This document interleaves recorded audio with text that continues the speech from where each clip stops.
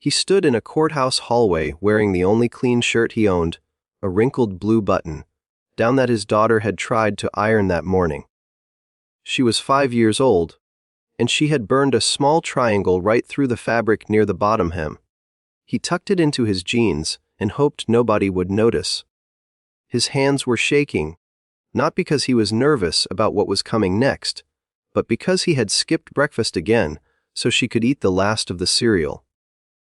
Now stay with me on this one, because what happened next in that courthouse changed 2 lives forever, and I promise you, you will not see the ending coming. His name was Joel Garner, 31 years old.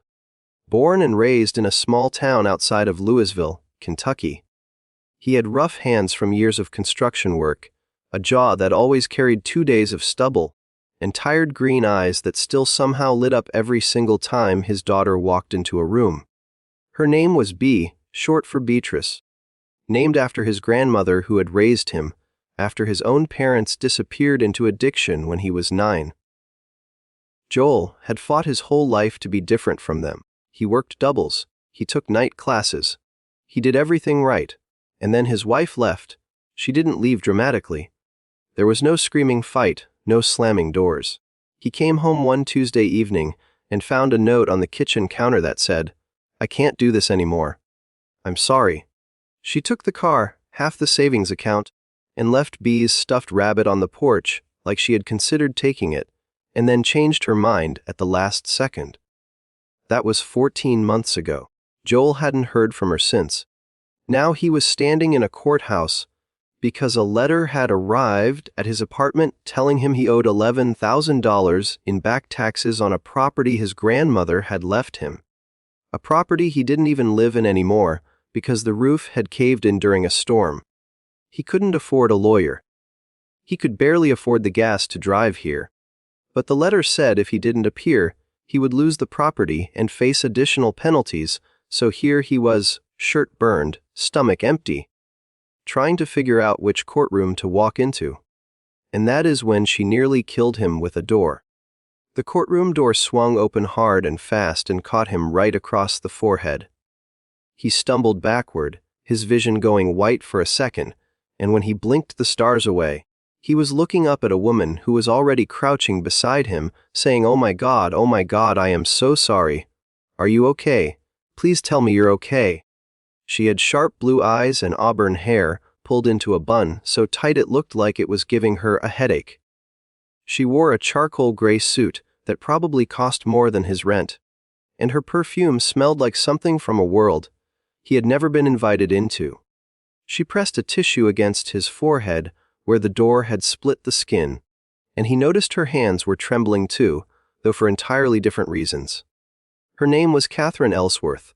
She was 34, CEO of Ellsworth Development, a commercial real estate firm her father had built, and she had tripled in size over the last 6 years. Forbes had written about her twice. She had a corner office on the 42nd floor of a building she owned. She had a penthouse, a driver, a personal assistant, and not a single person in her life who asked her how her day was, and actually wanted to hear the answer. She was at the courthouse that morning because she was finalizing the acquisition of a city block for a new mixed-use development, and she was running late because she had been sitting in her car in the parking garage for 20 minutes trying to stop crying. Her father had died 4 months ago. He was the only person who had ever made her feel like she was more than a balance sheet. And now she was swinging doors into strangers' faces because she couldn't see clearly through eyes that were still swollen. "Are you okay?" she asked again. Joel touched his forehead and looked at the blood on his fingers. "I've had worse," he said, which was true. She helped him stand. He was taller than her even in her heels, and she noticed he had kind eyes, despite the fact that she had just concussed him. She also noticed the burn mark on his shirt, and the fact that his jeans had a small patch on the knee that had been sewn by someone who clearly did not know how to sew. She found that oddly endearing, which confused her because Catherine Ellsworth was not a woman who was endeared by anything. "Let me at least buy you a coffee," she said. He shook his head. "I have to be in courtroom 4 in 10 minutes. She tilted her head. Courtroom 4. That's where I just came from. What's your case? He told her about the tax lien. She listened with an expression he couldn't read. Then she said, Who's representing you? He laughed, not because it was funny. I'm representing myself, he said. She stared at him for a long second and then said, No, you're not, hold on. And she pulled out her phone and made a call right there in the hallway. She spoke in a voice that was calm and commanding and slightly terrifying. Within 4 minutes, she had arranged for one of her firm's legal consultants to handle his case pro bono. Joel stood there with a tissue pressed to his bleeding forehead and said, You don't even know me. She shrugged. You're bleeding because of me. It's the least I can do. Now if you are already hooked, drop a comment right now telling me what you think is going to happen next, because I guarantee you are wrong. The lawyer she sent got Joel's penalties reduced to a manageable payment plan and saved the property. Joel walked out of the courtroom feeling lighter than he had in months. He found Catherine sitting on a bench outside, scrolling through her phone. He sat down next to her and said, I don't know how to thank you. She looked at him sideways. You could start by getting that cut looked at. It might need stitches. He touched his forehead. It's fine. She raised an eyebrow. You have a very flexible definition of fine. He smiled, and she noticed it changed his entire face. The tiredness was still there, but underneath it was something warm and stubborn and real. They talked for 20 minutes on that bench. He told her about Bay, about the burned shirt, about how his daughter had stood on a step stool that morning and pressed the iron down with both hands because she wanted Daddy to look nice for his important meeting. Catherine's expression shifted when he said that. Something behind her eyes cracked open just slightly. She told him she had never had children. She told him her father had always said she worked too hard to have a life, and she had always laughed at that until he died, and she realized he was right. She had a life full of accomplishments and utterly empty of meaning. Joel said, Meaning is overrated. Try getting a 5-year-old to eat broccoli. She laughed, a real laugh, not the polished one she used in boardrooms. He liked the sound of it. They exchanged numbers. She told herself it was professional courtesy. He told himself it was politeness. Neither of them was telling the truth. 3 days later she texted him, How's the forehead? He replied, still attached. She sent back a laughing emoji, which was something Catherine Ellsworth had never done in her entire texting history. He asked how she was doing. She started to type something polished and professional and then deleted it and typed the truth instead. Honestly, not great. My dad's birthday would have been today, and I'm sitting in my office pretending I'm fine. He replied, You don't have to pretend with me. 6 words. They hit her harder than anything anyone had said to her in years. They started talking every day. Texts at first, then phone calls. She would call him on her drive home from the office at 9 or 10 at night, and he would be sitting on the floor of B's room after putting her to sleep, leaning against her bed, whispering so he wouldn't wake her. They talked about everything and nothing. She told him about the pressure of running a company that everyone expected her to fail at, because she was a woman who had inherited it rather than built it. He told her about the guilt of not being able to give B the life she deserved.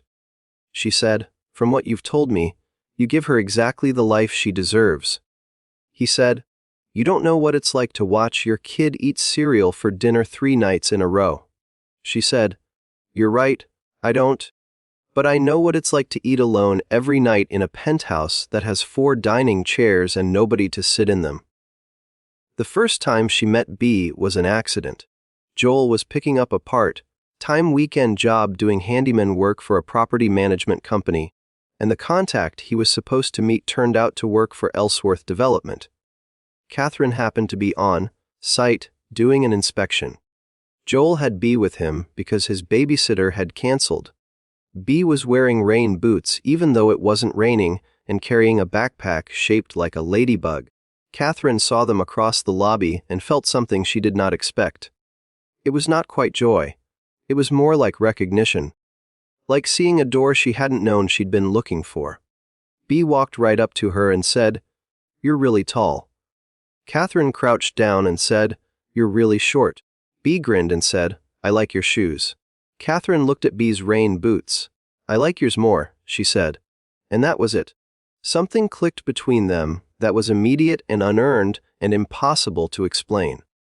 B took Catherine's hand while Joel talked to the property manager, and Catherine let her, and when Joel came back he found them sitting on a bench together, and B was explaining in elaborate detail why ladybugs were better than butterflies. Catherine started finding reasons to see them.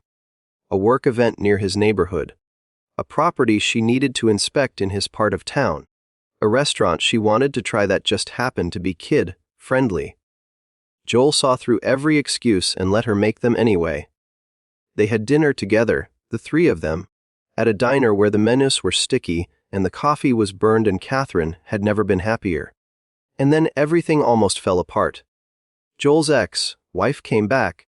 Her name was Danielle, and she arrived without warning on a Sunday afternoon, standing on Joel's doorstep looking thinner and older and carrying the kind of desperate energy that made the air feel tight. She said she wanted to see B. She said she had been getting help. She said she was sorry. Joel stood in the doorway and felt every emotion he had buried for 14 months come roaring up through his chest. B was behind him, peeking around his leg, and when she saw her mother, she didn't run to her. She didn't cry. She just said, "Are you staying this time?" And Danielle burst into tears. If this story is hitting you in the chest right now, hit that like button and stay with me, because this is where it gets really complicated. Danielle wanted back in. Not with Joel romantically, that was over, but she wanted shared custody. She wanted weekends. She wanted holidays. She showed up with a lawyer. Joel, who still couldn't afford one, felt the ground tilting under him again. He called Catherine that night, and for the first time he wasn't whispering because B was asleep. He was sitting on his porch in the dark and his voice was raw. "She's going to take her from me," he said. Catherine was quiet for a moment and then said, "No, she's not. Not if I can help it." And this is where Catherine Ellsworth did something that the business world would have called insane. She stepped in. Not with money at first, though she had plenty of that. She stepped in with presence. She showed up at Joel's apartment the next morning with coffee and a legal strategy.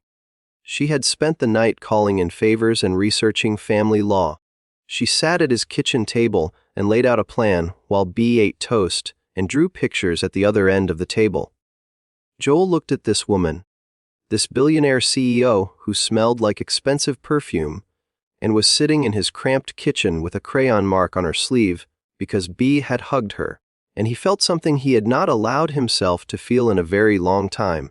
He felt hope and terror. Because hope, when you've been knocked down enough, feels a lot like standing on the edge of a cliff. Catherine hired a family attorney for Joel, the best in the state.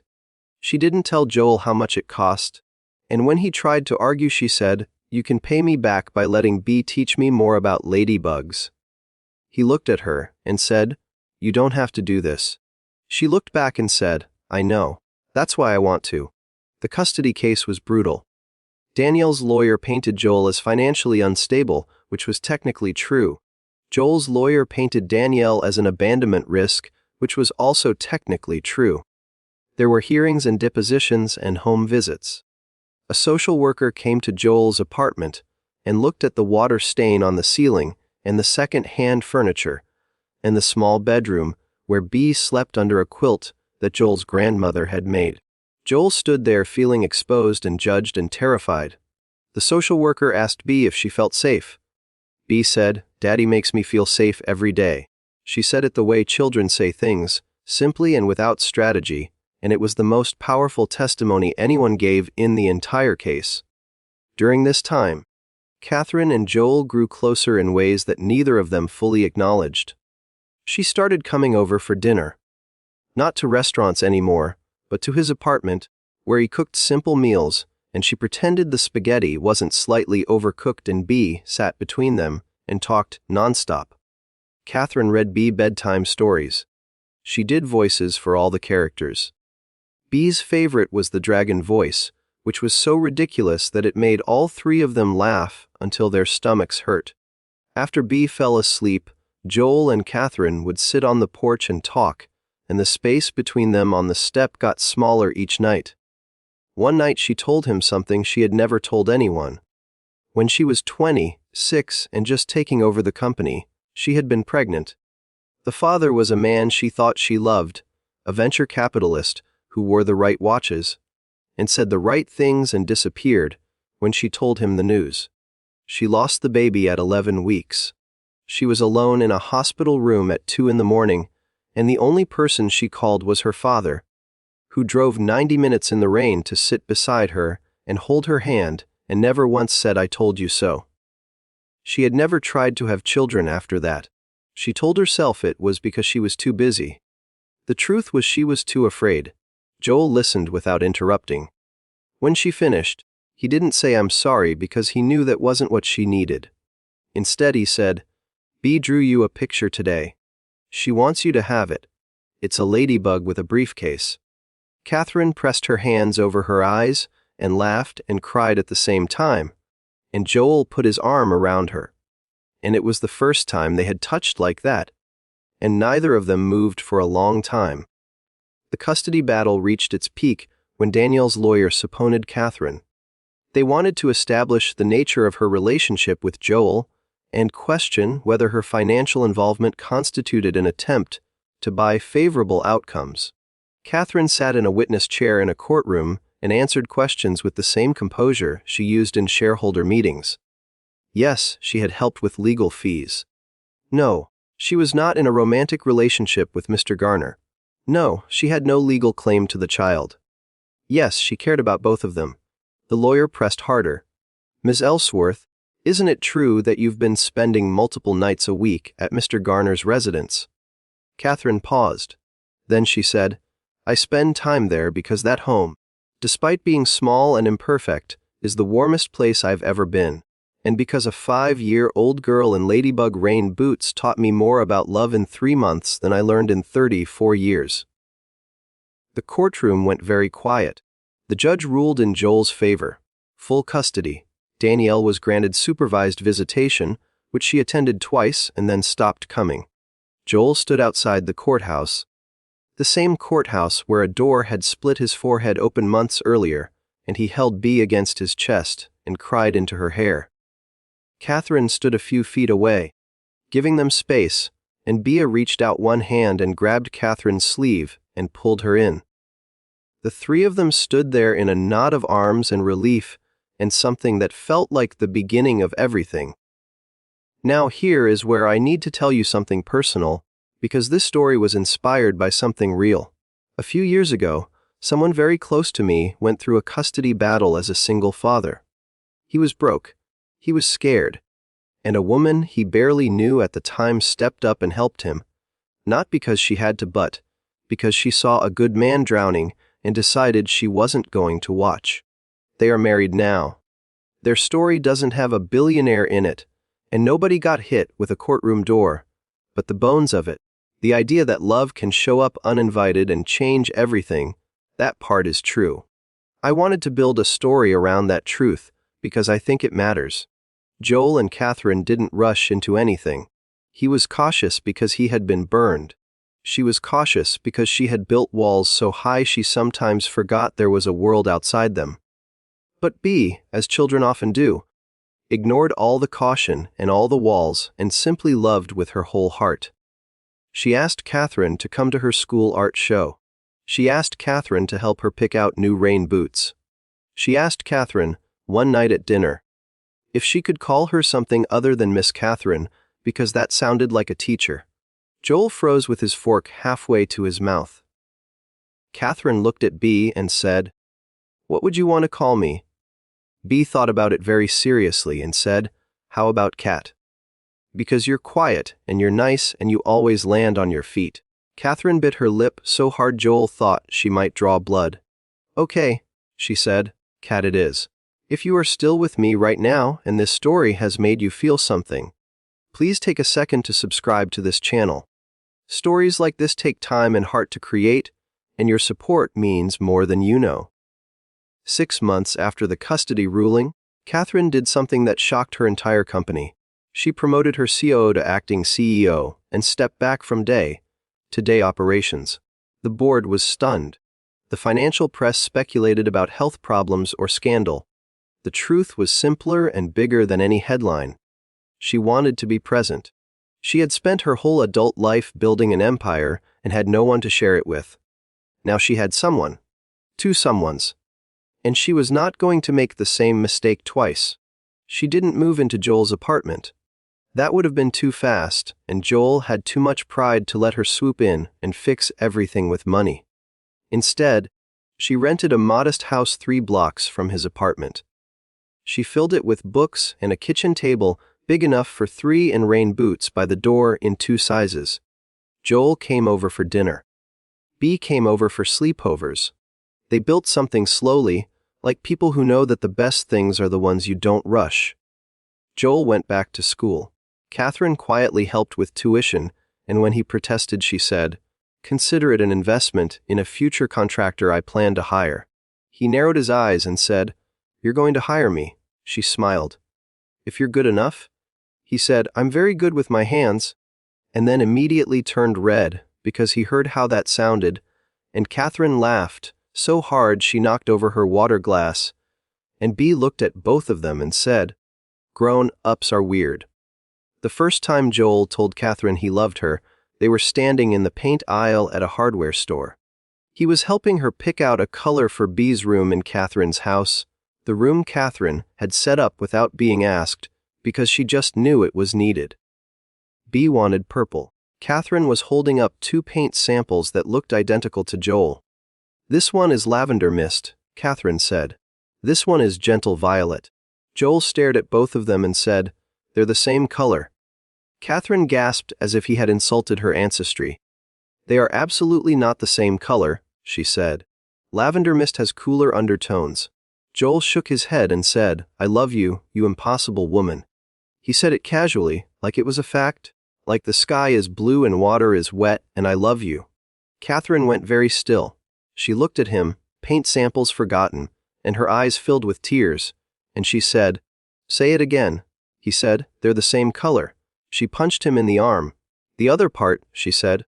He took both paint samples out of her hands and set them down and held her face and said, "I love you."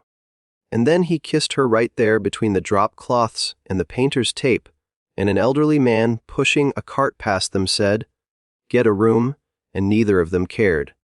They got married at the courthouse. Same courthouse. Joel pointed at the door that had started everything and said, "Should we invite it to the ceremony?" Catherine told him to shut up and marry her. B was the flower girl and the ring bearer and the photographer because they gave her a disposable camera and every single picture was either blurry or of her own shoes, and those photos became Catherine's most prized possessions. Catherine's wealth changed things, but not in the ways you might expect. Joel refused to stop working. He finished his contractor's license and started his own small renovation company. Catherine offered to fund it. He said no. She said, "Why?" He said, "Because I need to know I can stand on my own." She said, "You can stand on your own and still let someone hold your hand." He thought about that for a long time and then said, "Okay, but I'm paying you back every cent with interest." She said, "Fine, the interest rate is 1 bedtime story per night, dragon voices mandatory." They shook on it. The real transformation was in B. She went from a quiet, cautious child who had learned too young that people leave, to a kid who laughed loudly and argued about paint colors and ran through the house yelling, "Cat, cat, come look at this bug." Catherine, who had spent her life commanding boardrooms, found herself on her knees in a garden examining a caterpillar with the same intensity she once reserved for quarterly earnings reports.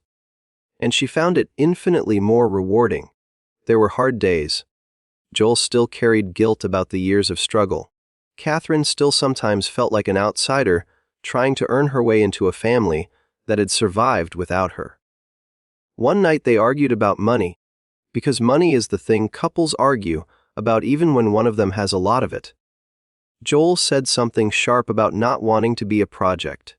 Catherine said something sharp about being tired of her generosity being treated like an insult. B walked into the room in her pajamas and said, "Why are you being loud?" They both stopped. Joel picked her up and said, "We're having a disagreement, baby, but we're okay." B looked at Catherine and said, "Cat, are you staying?" And there it was. That question. The same one she had asked her mother on the doorstep. "Are you staying this time?" Catherine walked over and took B's small hand and said, "I am never leaving. I promise you that." And she meant it with every molecule of her being. Years passed. Joel's company grew. Catherine returned to her firm part-time, restructuring it to focus on affordable housing development, which felt more like purpose and less like profit. B grew up confident, funny, and stubborn. A combination of both of them, even though Catherine shared none of her DNA.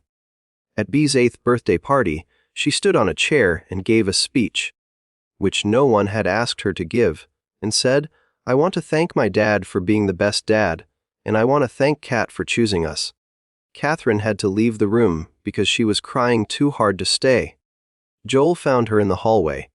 He leaned against the wall next to her and said, "You okay?" She wiped her eyes and said, "Your daughter just broke me." He said, "Our daughter." And Catherine looked at him, and that word, our, did what no business deal or Forbes article or quarterly earnings report had ever done. It made her feel like she belonged somewhere. Here is what I want you to take from this story. Love does not care about your bank account. It doesn't care about your past. It doesn't care about the burned shirt, or the empty cereal box, or the penthouse with 4 empty chairs. Love shows up in courthouses and hardware stores, and in the small hands of a child who decides you are worth keeping. It shows up when you least expect it, and often when you least deserve it, and always when you need it most. Joel Garner was a penniless single dad who thought he had nothing to offer. Catherine Ellsworth was a billionaire CEO who thought she had everything and still felt empty. A little girl in ladybug rain boots brought them together, and what they built was not a fairy tale. It was better. It was real, messy and imperfect and loud and full of dragon voices and arguments about paint colors and burnt spaghetti and love. So much love. If this story touched your heart, please share it with someone who needs to hear it today. Leave a comment and tell me, where in the world are you watching from right now? I love hearing from every single one of you, whether you are in Texas or Tokyo or a small town nobody has heard of. Your story matters too. And if you haven't already, subscribe and hit that bell so you never miss another story. I will see you in the next one. Take care of each other.